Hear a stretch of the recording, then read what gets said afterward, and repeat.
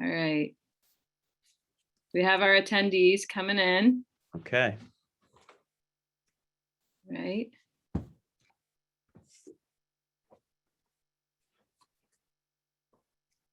All right, a good turnout tonight. They're flying in. We're running a little late. I was in hair and makeup a little late today. Little delay there, but we're should be good now.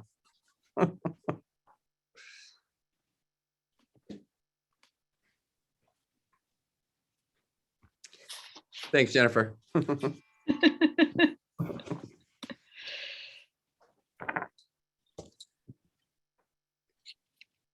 I'm hoping most of the families that are joining have already been through this with us, and we can let you all talk and we'll listen to hear your advice.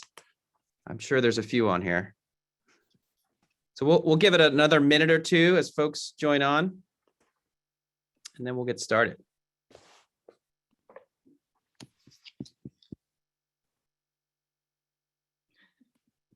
Think we should go?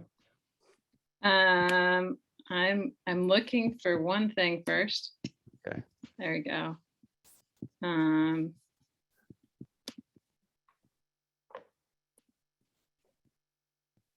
Yeah, I'm ready.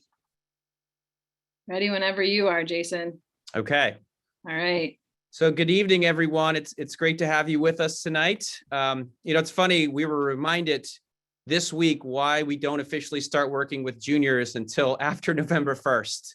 It was a busy weekend, to say the least, and we are grateful to be behind that. I have November 1st behind us, and excited to start talking to you and meeting with your students in the coming weeks ahead. We actually had 78 of the 82 students apply by November 1st. This is for the class of 22, but thought I'd share that with you. And the last 4 will be applying by next week. So we'll hit a perfect 82 for 82 applying by November 15th, which it's great once it's over, but it definitely front loads our work a little bit here in the college office. So I thought we'd start quickly with introductions. I know probably many of you we've met before, we've worked with you before, but just quickly, I'm Jason Hansel. I'm in my 6th year here at St. Andrews. I've worked in college counseling since 2003, and then I worked in college admissions since 1992. It's getting harder and harder to share that it's been over, close to 30 years doing this. But what's exciting, I feel like I learn something new every year and hopefully get better at this every year. So my wife, Kristen, works in admissions. I have a daughter who's a sophomore. So next year she'll be working with Anna Hastings, and we'll get to see if I can practice what I preach. And yeah, we're looking forward to talking to you all tonight. So. I didn't know I was working with Zoe, Jason. Thanks for that handoff right now. It's all good for everyone who's listening. She's one of my daughter's favorite babysitters. My name's Anna Hastings. Ivy League only, Anna. Ivy League. I'm in my 12th year at St. Andrews, my 11th in the college counseling office, and some of you may know I'm the daughter of a college counselor as well. Not too creative in my career choice, I suppose. I also teach a section of sophomore English. So some of you, I've had your kids in other circumstances, and do some academic advising to the senior girls here at St. Andrews. And now that I'm sort of past a decade of doing college counseling, I feel like I'm finally really legitimately a veteran, and love every bit of it. Pretty much for what Jason said too, is that there's just always something different. No 2 years are the same, and no 2 kids are the same, and that makes it really exciting and fun. But Cheryl, do you want to say hi? I will say hi. I have been with St. Andrews for 8 years, 5 of them over in advancement and 3 years here in college counseling. And in those 3 years, I was able to experience a normal year of everybody coming to school to see the students, a virtual year, and this past year was hybrid. So I don't know if anything else can be thrown at me at this point, but I am the face behind these 2 counselors. Feel free to reach out because I can always chase them down to get answers. It's true. Cheryl's quick. She knows how to get us. This is true. So I thought we'd start with just kind of a brief overview of what we're going to talk about tonight. And, we'll quickly go through this timeline, and we may have shared this with you last year. It's sort of the number of webinars and Zooms we've done over the years. It's starting to all blend together, but we would just kind of want to walk through the schedule over the next 2 years with the class of 23. And then talk a little bit about kind of what our roles will be with the students, answer some of your questions. Again, having been on webinars and Zooms this past 2 years, we want to try to keep this under an hour and keep our talking at you for less than 40 minutes and really leave time for questions. So we'll try to go through relatively quickly, but we definitely want to make sure all of your questions are answered. So I'll turn it over to Anna just to give us a little idea of what we've been doing so far with the class of 23. Great. So as you can see from this slide, we have met with your students. We've actually met with them twice now, once in September to just sort of have an initial meeting. We've also connected with them in October. We've talked to them a bit about practice tests like the ACT and the PSAT. And we are going to connect with them one more time before Thanksgiving next week, just to talk to them briefly kind of about a survey that they're going to complete by the time they return from Thanksgiving break. That survey will be in SCORE, which is kind of a combination database and materials sending platform that we use to send transcripts and recommendations off to colleges, but also helps us keep data on where kids are going and getting in and what their stats look like and all of that. So the students will be given access to that next week. They'll have, again, a survey to fill out. When they fill that out, that gets them into their first meeting in December after Thanksgiving break with one of us. And that initial meeting, I just want to make sure we're kind of all on the same page, is really a getting to know you meeting. For sure, some students we know pretty well, from Jason doing dorm duty on BOM last year, or again, my teaching them in English. But then some of your students we haven't run into quite so much. So again, that first meeting in December ends up being really a getting to know them, sort of trying to figure out who they are before we really get into the nitty gritty of what they might want to do after St. Andrews. So that's sort of where we've been this fall and kind of where we're headed relatively soon. And I would just mention another note, and I usually lead with this, but we are a very small office. Obviously, there are 2 of us. In past years, we've had a third counselor. Ann and I, we sit across from each other. We can sort of see each other while we're doing this webinar, and it's not an exaggeration to say that we're in each other's offices every single day, multiple times a day. We work very closely together. I think we have a great working relationship, and we collaborate really on every single student. So you could ask Anna about any of my seniors, and you could ask me about any of hers, and we could pretty confidently talk about any student in the senior class right now, of class of 22. So, we want to make that clear that you really have it. And Cheryl's, assistance is really invaluable. Between the 3 of us, we're all here to support every single student. It's not as if you only get to work with one of us throughout the process. As Anna mentioned, once we get through sort of that initial get to know you meeting in December, we will then shift gears a little bit and start talking a little more specifically about colleges and kind of start to build lists. We will encourage them to do some research, and really building up into that March, or I guess it's in late February this year. Spring break is off really early, but that's a great opportunity. If you haven't already, potentially visit a few schools. It's a great time to get out and see some colleges, ideally while there are students on campus. So you can get to see kids in action and what the community's like, and get a feel for the vibe of the community. So we will work with students. We'll help them plan visits and encourage them to see a variety of schools. Our big advice is always to see different types of schools. So, a large state university, a small college, maybe a little more rural, an urban school, a suburban school, so that the students are getting a sense of those different types of opportunities that are available to them. And then we shift gears as we get deeper into the year. We really become sort of a little bit more like their advisors. We really want to dig into what courses they're taking, who they're going to ask for their teacher recommendations, and we'll have them do that later in May.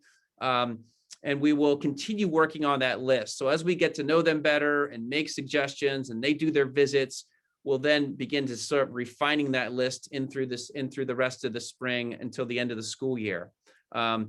We'll also make sure those recommendations have been, that they've asked their teachers, they've been secured. And then finally, we sort of send them off into the summer with two programs, one about essay writing, and the second one is we'll actually have them create a common application account and start that process. And again, one piece of advice, if you've been through this before, or if you talk to any students who've been through it, they'll all say, start earlier. Don't wait till the last minute. I know it's human nature for some folks. It's just deadlines really motivate them. But we certainly have seen that the students who do more work, a little bit more work over the summer, makes their fall a lot less stressful. So. We're going to talk a little bit about testing, which I know we sent out a questionnaire to all of you earlier today to say, if you have questions, please put them in. And a bunch of them were about testing. So hang tight. We're going to answer some of those questions right now. I think the biggest thing is that we have general guidelines that we'll share with you tonight, but we recognize that every student is different and that what might work for one might not work for another. So there's that line. There's no formula. There's no one formula for any particular student. A few things that may be different from when you applied to college, if you went to college, is that the ACT and SAT are pretty much, they're universal. It doesn't matter which one a student chooses, and they should choose the one that's best for them. And typically, I'll sort of jump into that just a little bit. The SAT is a little bit of a slower pace, but students tend to say the questions are a little bit harder. The ACT is a much faster paced test. Students will sometimes say the questions are easier, though again, they come at you a lot faster. So those are sort of two of the very basic guidelines that we often will talk through with students as they're trying to figure out which test they might want to try. As an aside, it is fine to try both, and many kids do. We have given students a practice ACT back in September. They've all taken, many of them took the PSAT in October. If they took that practice ACT, they have that score. The PSAT, unfortunately, those scores don't come out until December, usually right around the time that the December SAT is offered here on campus. And as it says here on the screen, we recommend that students try to test in December if they have not tested already, sort of as their first test. And it is okay to go into that test without having prepared. We actually think that, it kind of gives a student a good sense of where they are, what they might want to work on kind of moving forward. You'll also see here, I had a few last minute emails from juniors today that the registration deadline for the December SAT is tonight, and the ACT in December, that registration deadline is tomorrow. So just as a heads up, if your student happens to be calling you about that in the next, 3 to 24 hours.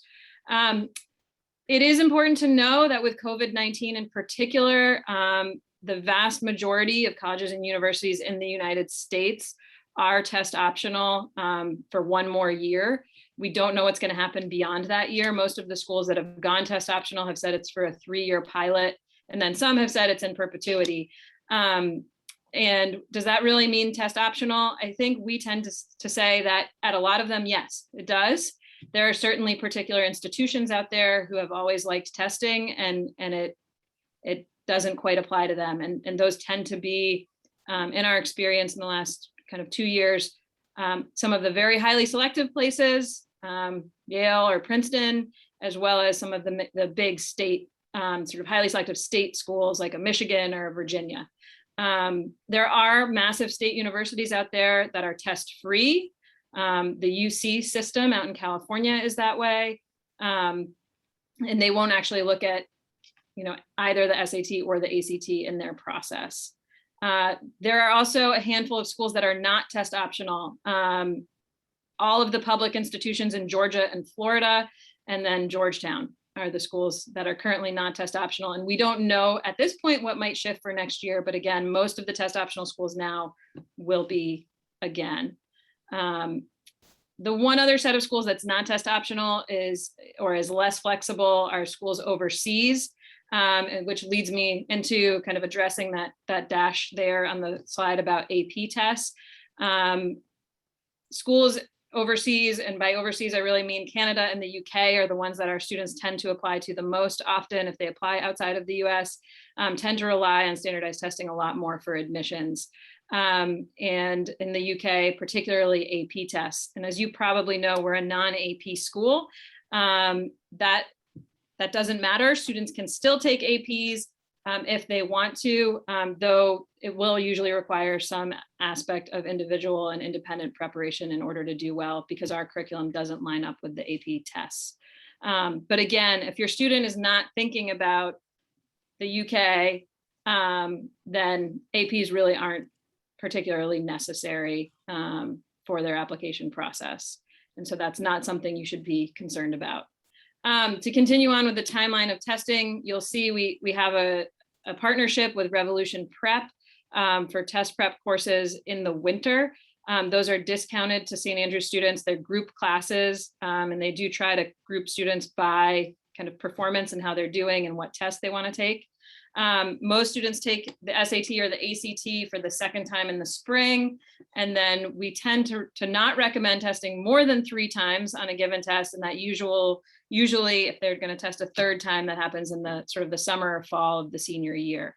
The vast majority of seniors will typically sit the SAT for the last time in August, occasionally October, and the ACT usually for the last time in September, even though we offer it later on down the road. But statistically speaking, after that third test, the chances of improvement kind of decrease pretty rapidly. It's unlikely that you're going to go up again.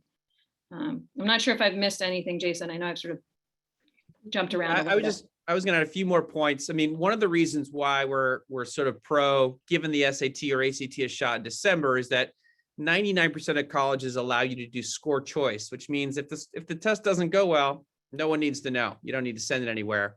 The 3 exceptions to that, once again, are good friends in Washington, D.C., Georgetown, Yale, and Carnegie Mellon. Those are 3 schools that really want to see all your testing. But, our feeling is one score that maybe isn't as strong in December is not going to cause any alarm bells or concerns. So, again, we think it's just a good idea to get a base.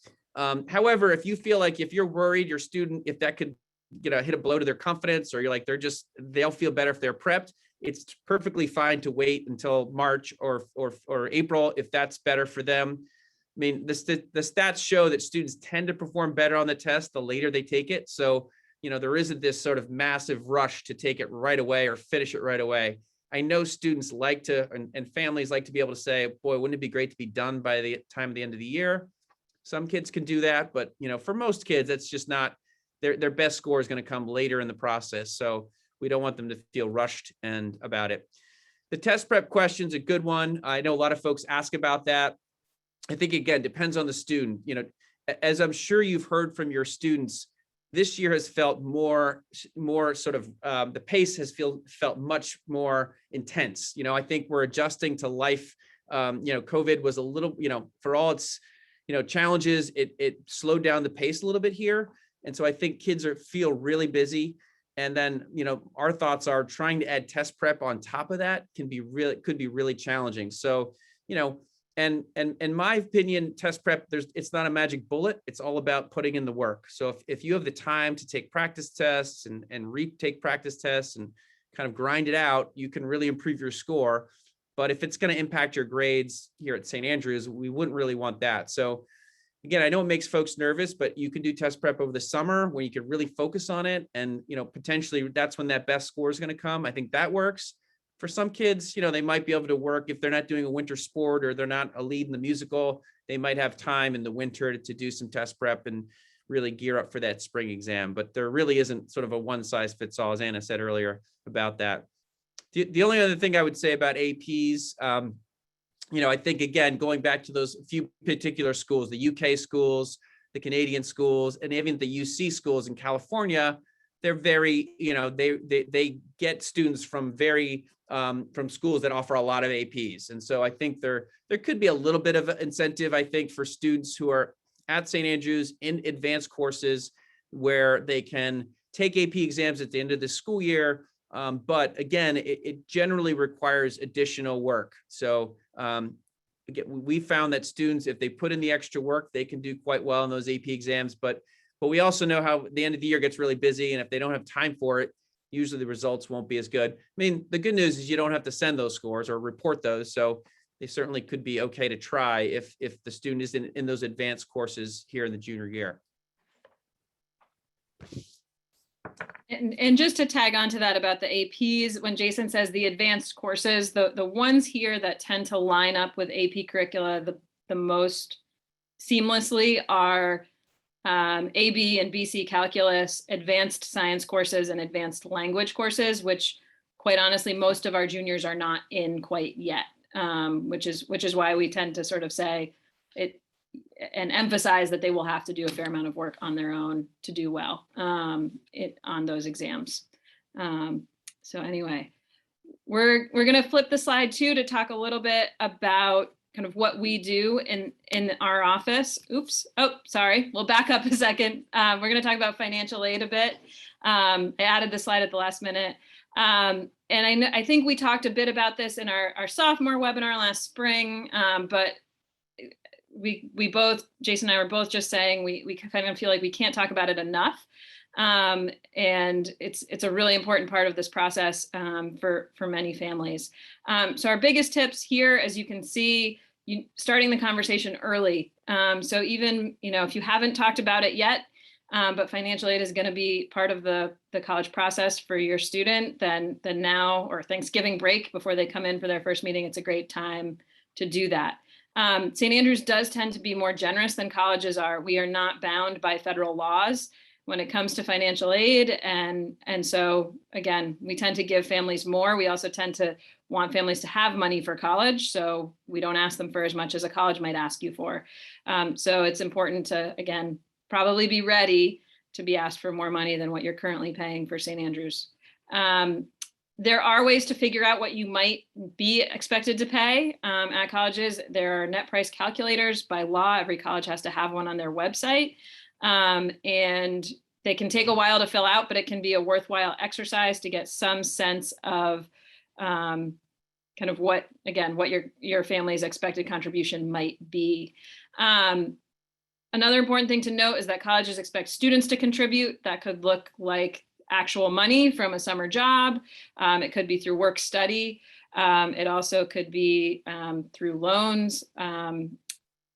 Or if the student themselves has savings, then colleges will tap into that. We'll expect a student to tap into that. So, this is something where, again, part of why you start the conversation early is so that your child's aware of what their obligations might be. If you are interested in finding kind of ways to pay for college outside of straight out of your own pocket, we help students find schools with generous merit programs. We can also talk a bit on a case-by-case basis about applying for outside scholarships, though as it says here, outside scholarships, your mileage may vary. We have tended to find that students can spend a lot of time applying for outside scholarships and not often reap a lot of cash in return. And also there are schools out there where if you get an outside scholarship, they will then take away some of the aid that they are giving you, which sort of then defeats the purpose of the scholarship. You want to make sure that the school will say, oh, that will be less loan as opposed to less grant. So again, we can certainly individually work with a student to say, here are some resources and some websites that can help them find outside scholarships, but frequently they again can take a lot of work to not get a lot of reward in our experience. And then just sort of one other point is there are colleges out there who will do early financial reads or evaluations of students, as long as you and your student reach out kind of in advance. But if your child is interested in early decision, that's that binding application program, there are a number of schools that will evaluate your financial documentation in advance and give you a sense of what your contribution might need to be before you say, I want to go into that binding application program. So we're just going to shift gears and talk a little bit about what what we'll do, what we do for the students, and how we work with you over these next 18 months, and just some general thoughts. So one of the big things is I think one of the most important things we do is really tell the students' narrative. So every student, we write a recommendation letter for every student, and how we do that is, through this relationship we build with them in our one-on-one meetings, but also through, we have access to every single thing that's been written about them over the course of their career at St. Andrews. So we have access to every comment, every teacher comment, every special comment, every coach comment or music director comment. And we're able to draw all this information, and we try to think about it, telling the student's story, their St. Andrews story, in the best possible way. Like, we want our students to and we want them to know the students on their best possible day at St. Andrews. So that's kind of the narrative that we write. And Anna's a great writer, and I've done this long enough that I've become a pretty decent writer too. So we really work hard to make sure that every college that opens up that student's application is going to read about an incredible kid, because we know we're lucky that we work with such amazing kids. And so that's a big part of what we do. And it starts with our first meeting and ends next fall. We write those letters, which takes up a big chunk of our weekends. But it's actually one of the things I love to do the most. It's hard, but it's because we put a lot of pressure on ourselves, but I love writing those stories about our students and feel really good about those stories that we tell. Obviously we help them build their lists. We make sure those lists are balanced. For those of you that worked with us before, we used to use a program called Naviance, and we've switched to this new program called Score. It's much, I think, the user interface is much more modern and friendly and easier. It's taken a little bit for us to adjust to it because it's all new for us, but we're excited about it and think it's going to be great. And we think the students are going to like it as well. We'll obviously offer one-on-one guidance with testing, and that can start, as early as today. We've already talked to a few students about if they had questions or concerns about testing, please reach out. But we'll obviously talk to them, starting next week as a group as well. We'll work closely with them on the teacher recommendations. And again, we do manage those. So those teacher recommendations come through us. So the teachers write them, they send them to Cheryl. Cheryl formats them, Ann and I review them. We make sure that those teacher recommendations are outstanding and are truly recommendations. So, sometimes you read a comment and it might be, an Anna can improve on participating in class. That's not the kind of stuff that goes in a recommendation, right? We're focusing on all the positive things, and we work closely with our teachers, and we manage that so that the students don't have to, once they ask, students don't have to do anything else. We take care of the rest in terms of sending them off and making sure they're great and that they'll get there before the deadline. We obviously work closely on the course selection, and we do a lot of work with essays, and I want to talk a little bit about that. So both Ann and I read essays. I've been doing this 18 years. I probably have read thousands of essays over the years. Anna, as an English teacher and doing this job for 12 years, has read thousands of essays. But then we also have our English, some of our members of our English department support us as well. So Will Torrey, who is a creative writer himself and published, and so Will works with us in the fall and will review kids' essays and give feedback. Gretchen Hurt, our Dean of Faculty, will also review essays for students. And so we have these resources for students to really work with them on their essays, give them feedback. So we feel really good about the work we do with the kids on the essays. So I think that's the probably the large majority of what we'll do with the kids throughout these next 12 months until this time next year, when they'll probably have applied to college. So Anna, do you want to add anything to that? I'm just going to add a quick question that came in while you were talking, Jason. And the answer to it is yes, parents will have access to Score. We will grant you access soon after we give it to your student. And so you will be able to go in and to use it as a research tool, and also, to kind of, if you want to check on your students list, once we start building a list in 2022, we usually start that in January and February. You can go in and poke around and look at that as well. For sure. We will also have in there, we mentioned the student survey that they'll need to do. We'll also have in there, again, you'll receive communication about this later on. But there will be a survey for parents as well for you to share anything in particular about your student that you want us to know. And yes, I'm going to just hit one other question that just popped up about, it says course selection, it says for senior year, and the answer to that is yeah. We give advice on senior year course selection. Actually, one of the things that I do with the Dean of Studies office is I review the course selection for all the rising juniors. So actually, I've seen most of what your students are taking already back in June, and sort of if any student had something unusual like dropping a language or picking up an extra academic class, in all likelihood, I've seen that and or talked with Jason or talked with the Dean of Studies office about that fact. Great. So I think something that we wanted to make sure we talked about with all of you tonight was kind of what are your roles and responsibilities as you support juniors and then next year seniors here at St. Andrews.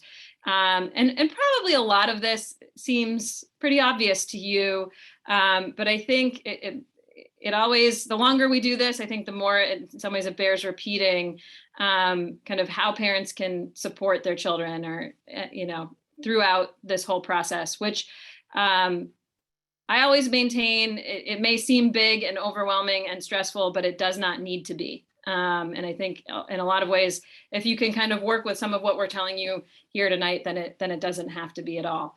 I think the biggest one is for you to make sure you're listening to your student and that you're letting them be in charge of this process. Some of you, that might feel great. Your kid might be super independent and they've managed St. Andrews beautifully and they have never lost a sweatshirt since they were in kindergarten. And then for some of the rest of you, that might really be making your palms sweat right now when I say you've got to let them do it. But I think, and Jason can chime in on this, but both of us have been reading a lot lately about kind of ways that we can empower both our own children, because we both have them, and also our students. And one of the biggest ways to empower them is to kind of give them the reins and to support them and to help them when they ask for it and to encourage them, but not to do everything for them. And we tend to find that the kids where that's the case, sure, they might drop a ball once in a while. It's probably not going to be a big one. We remind them of things a lot here at St. Andrews. I think I'm known for sending the reminder email in our office and in general, but they're going to do it and they can do it. And I think when you if you let them do it, they will do it and they can do it pretty well. So anyway, Jason, I don't know if you want to chime in sort of in that scenario. I love to think about this role and our role as you as parents and we as counselors, as the coaches, right? So we're coaching them, we're watching them, we're giving them advice, we're supporting them the whole way. We're not going to let them fail per se, but we're also not playing the game for them. We can't get out in the field and try to make the pass, throw the pass, or make the shot for them. So making sure that we're providing that support, encouraging them, but also, and again, that goes, I think about the deadline piece, right? I know for some of you, you want everything to be done in August, and some kids are that way, right? But I also know human nature. Some kids are going to cut it close to the deadline, and that might make you, might be challenging for you, cause anxiety, causes my hair to go more gray. But I also know that I think the kids feel more empowered and I know they feel more empowered and they start to believe they can do things for themselves. And I think that's really an important part of this process. We could do it for them. Ann and I could write essays, I think, for them, and we could do those things, but we know that's not really helping them. It's helping us a little bit, but not them. So we want to make sure that we're playing that role of coach and supporter, and not sort of taking too much of the lead with them. So, yeah. I think one other thing that's really important that kind of goes along with this is that line, it's not about you. And my kids are really little, they're 3 and 5, but I'm already saying this to myself as frequently as I can, that their experiences are about them. And I think that's really important when we think about the college process. We don't apply to college and we don't go.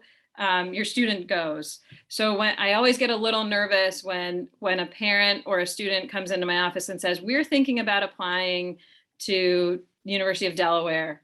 And I say, we are, or, to the student, you are, because you can't go with them. You might want to. Sometimes it could be really fun, but you can't.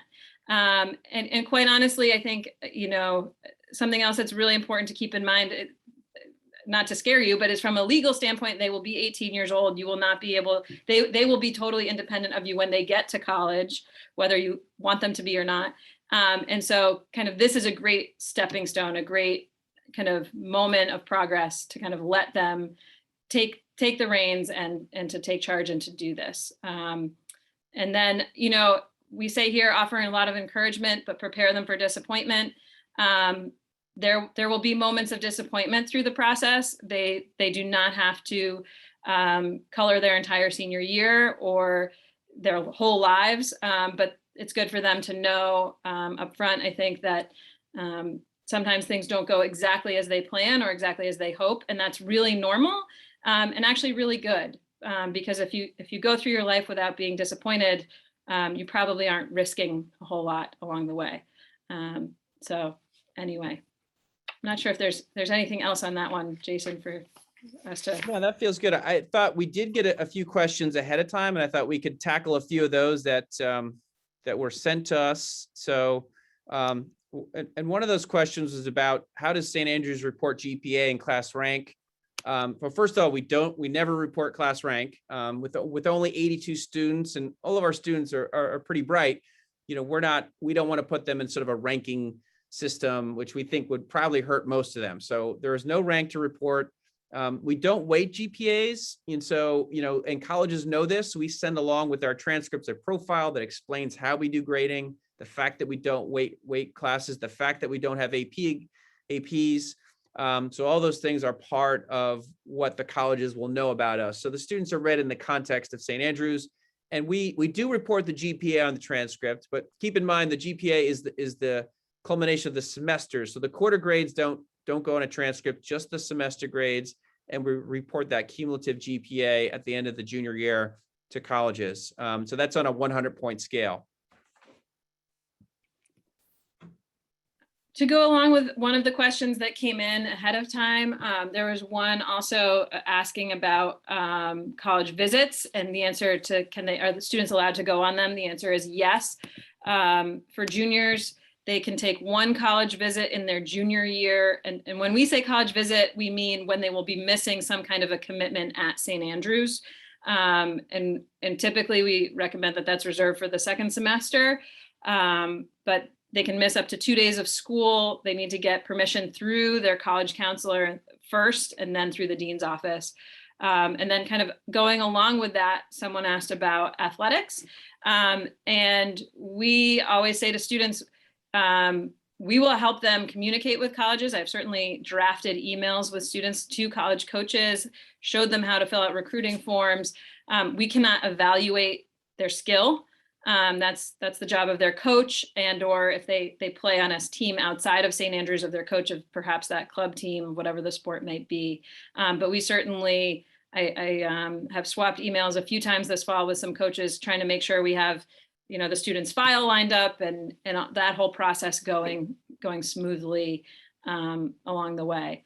But again, I cannot tell you if your child's jump shot is good. I have no idea. You wouldn't want me to. So the evaluation and the skill goes to the coaches first. And then someone also, sorry, I'm going to jump in really quickly. And someone else asked about, do we talk to parents about their children to help us understand them better? Absolutely.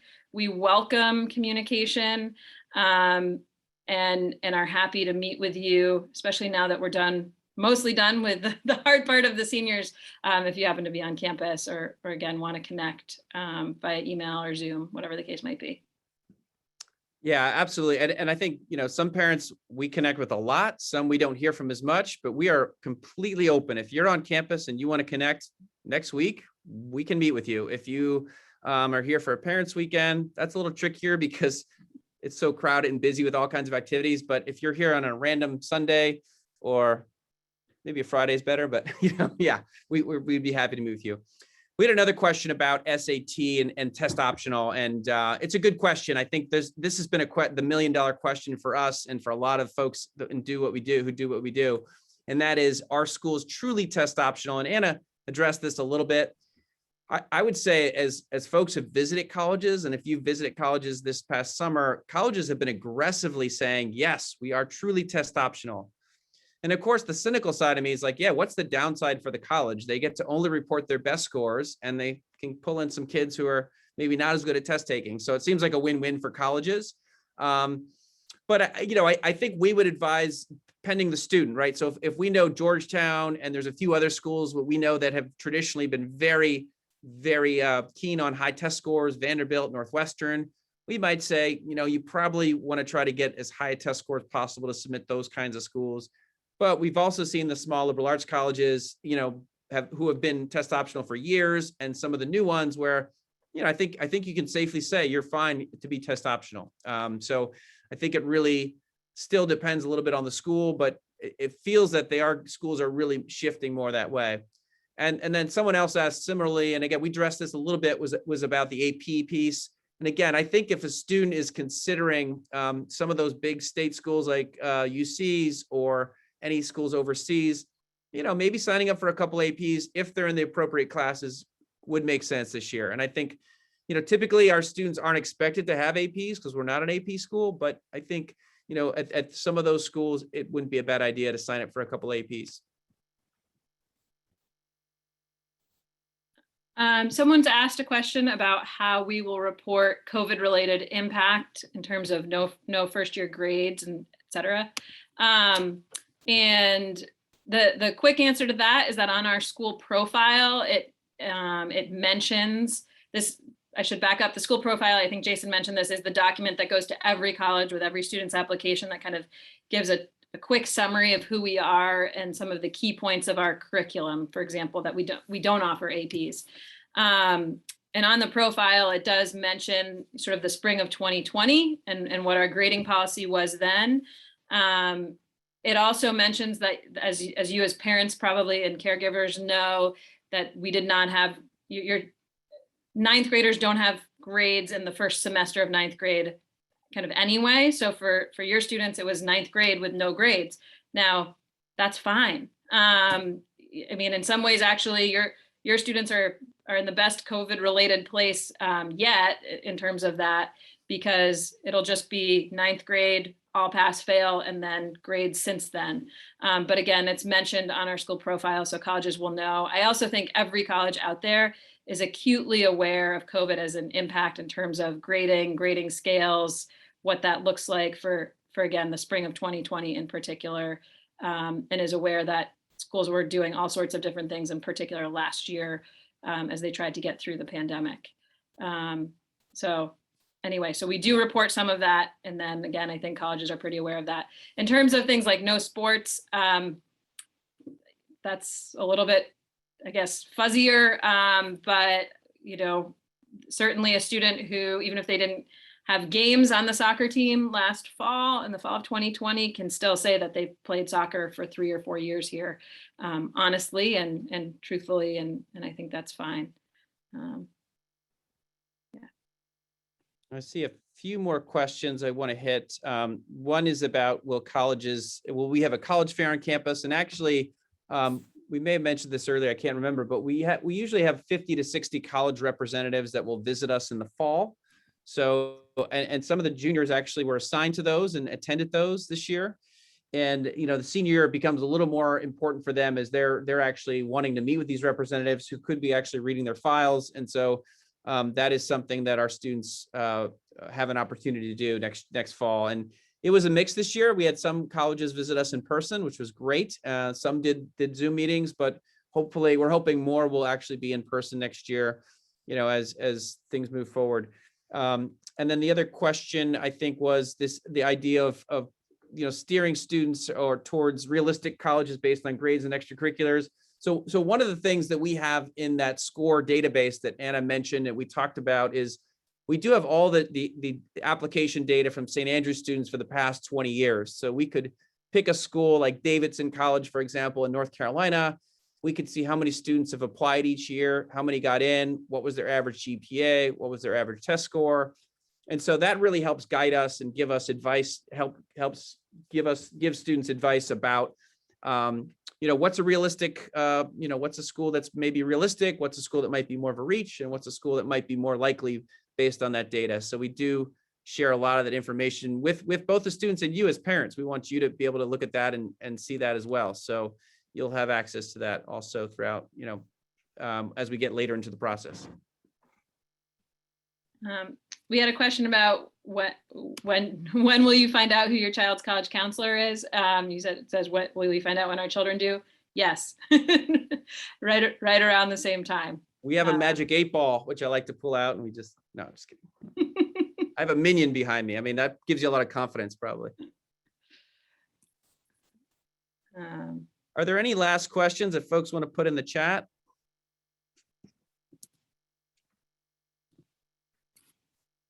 Well, starting this process with the juniors is, I think I speak for Anna as well, that it's probably our most exciting part of the job. I love meeting the new students. Again, we've kind of known a lot of them already, but really sitting down and hearing their stories is one of my favorite things that we do. And please do not hesitate to reach out, especially now that it's after November 1st. We're happy to answer your questions. So if this webinar has left you with more questions than answers, or you're like, we really need to talk to one of the two of us, you could reach out to Cheryl and she'll, pass you on to one of us. You could reach out to either of us directly. We're happy to answer your questions.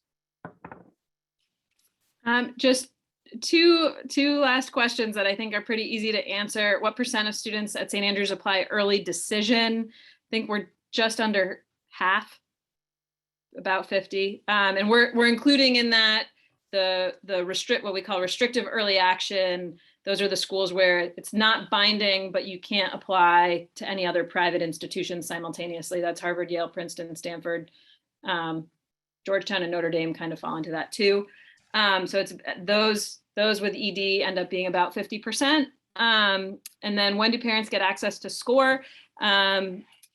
Sort of in the next few weeks, we'll meet with the students, we'll get them going with it, and then we'll be in touch with you.